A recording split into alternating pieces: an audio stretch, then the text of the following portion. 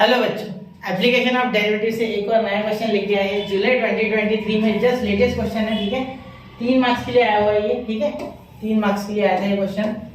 ठीक है, in the board exam जुलाई 2023। ठीक है, तो रिपीटर्स एग्जाम के नाम से भी जानते हो आप। ठीक है, तो देखिए, a wire of length 36 metres is bent in the form of rectangle, find its dimension if the area of the rectangle is maximum. मतलब अगर एरिया मैक्सिमम है, ऐसा करना है, मतलब एरिया मैक्सिमम करना है। ठीक है, तब डायमेंशन क्या होगी वो बताना है। मतलब मैक्सिमम एरिया के लिए डायमेंशन क्या होगी ये हमें ढूंढना है। ठीक है, सिंपल बात है, एक ही बात हो जाएगी, डायमेंशन बड़े करो या एरिया मैक्सिमम करो। ठीक है, चलिए सबसे पहले आपको 36 मीटर लॉन्ग एक वायर दी गई है। ठीक है, तो इसको इस तरीके से कुछ बेंड करना है। ठीक है, इसे बेंड करना है 4 टुकड़ों में, जिससे कि ऐसे रेक्टेंगल जैसा कुछ शेप बने। सपोज ये एक साइड, दूसरी साइड, तीसरी साइड, चौथी साइड। ठीक है, तो हमें बताना है कि लेंथ कितनी होगी, ब्रेड्थ कितनी होगी, क्योंकि रेक्टेंगल की बात होती है। ठीक है, तो चलिए सबसे पहले मैं लिखूंगा let the length and breadth, एक मिनट, breadth bx and y, px and y units लिख सकते हैं आप चाहो तो, and y unit. therefore perimeter क्या होता है रेक्टेंगल का, ये आप जानते हो।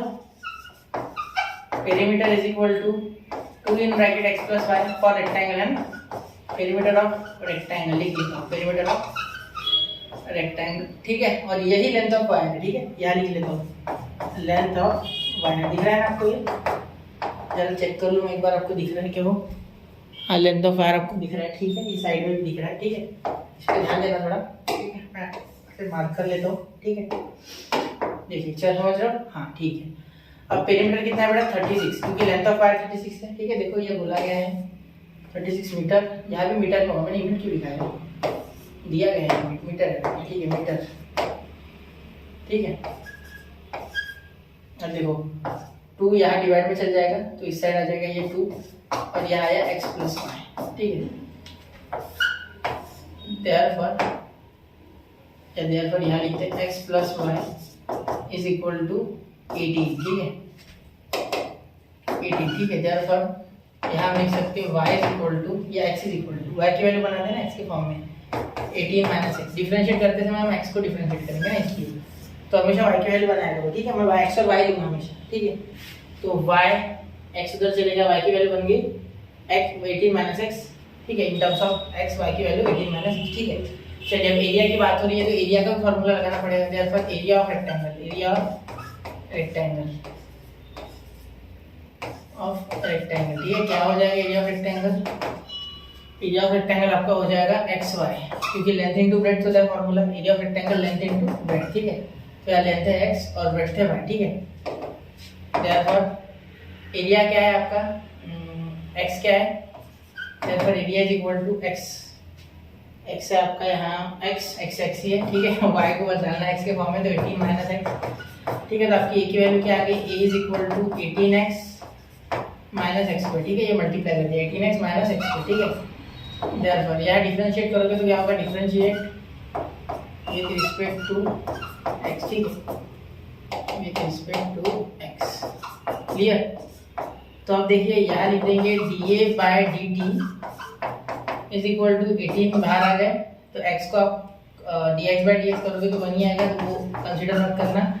ठीक है, यहाँ हो जाएगा माइनस एक्स स्क्वायर का क्या डिफरेंशिएशन हो जाएगा? 2x, 2 नीचे, 2 माइनस 1 x का पावर n, ddx वाला formula is equal to x का पावर n माइनस 1, और यहाँ आ गया। ठीक है, चलिए तो ये आ गया dA by dt is equal to 18 minus 2x। ठीक है, ये आपके पास बहुत ही इंपॉर्टेंट इंफॉर्मेशन आ चुकी है। ठीक है, अब इसे डबल डेरिवेट करना है। ठीक है, तो again differentiate with respect to x, क्योंकि आपको मैक्सिमम मिनिमम वाला क्वेश्चन है ये। ठीक है, आपको मैक्सिमम निकालना है, तो उसके लिए आपको डबल डिफरेंशिएट करना होगा, second order derivative test.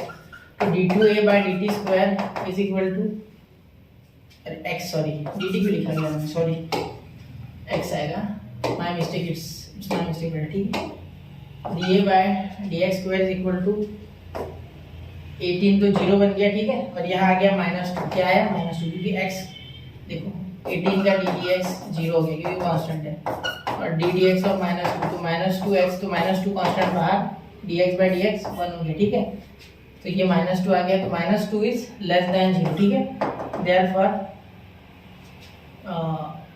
This is point for maxima, therefore maxima is obtained, आप बोल सकते हो ऐसा, या this is the point for maxima, आपकी जो इच्छा है वो बोलो, ठीक है। मैक्सिमा इज ऑब्टेन्ड, यह हो गया, ठीक है। तो फॉर मैक्सिमम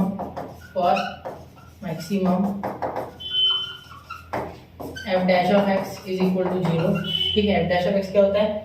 0, मतलब यहाँ आप एफ डैश ऑफ एक्स को बोलोगे ये, ठीक है, मतलब ये आपका F dash of x actually, यहाँ आप लिख तो चाहो तो एफ डैश ऑफ एक्स, ठीक है, ऐसा बोल सकते हो, ठीक है। तो यहाँ अब ये d a by d t बोल के भी 0 कर सकते हो, ठीक है, equal to d a by d t ऐसा लिख सकते हो। तो ये अगर 0 हो गया तो यहाँ आपका बहुत सा काम आसान हो गया, ठीक है, बहुत सा काम आपका कम हो जाएगा, क्लियर। चलो, तो D A by D T अगर 0 हो गया तो यहाँ ये 0 आ गया, 0 is equal to 18 minus 2x, ठीक है। तो ये माइनस 2x इधर, तो 2x is equal to 18, therefore x is equal to 9 आ जाएगा, x इज इक्वल टू 9, देखो 2 डिवाइड में चल जाएगा, x इज इक्वल टू 9। अब आगे y निकालेंगे ना, तो y क्या हो जाएगा, ध्यान देना, y is equal to 18 minus x, तो y is equal to 18 minus x, तो x की वैल्यू y is equal to 18 minus x की वैल्यू 9, तो यहाँ आ गया y इज इक्वल टू 9, तो ये भी मीटर में और ये भी एक्चुअली मीटर में, ठीक है। Therefore the area is maximum, the area is maximum of rectangle लिख सकते हो, तो area is maximum at x is equal to 9 and y is equal to metre, ठीक है। The area is maximum, the area of rectangle is maximum, ऐसा लिखना, at x is equal to 9 and y is equal to 9, ठीक है। तो note कीजिए बेटा, बहुत ही अच्छा क्वेश्चन था, 3 मार्क्स के लिए आता है ये, ठीक है, एग्जाम में, और है कुछ नहीं इसमें, ठीक है, थोड़ा बहुत दिमाग लगाना है, ये तो आपने ऑलरेडी किए हुए फंक्शंस के लिए, यहाँ सिर्फ खुद से फॉर्मुलेट करने हैं जो इक्वेशन है, वो डिफरेंशिएशन वैसे ही है, बाकी सब सेम टू सेम है, ठीक है।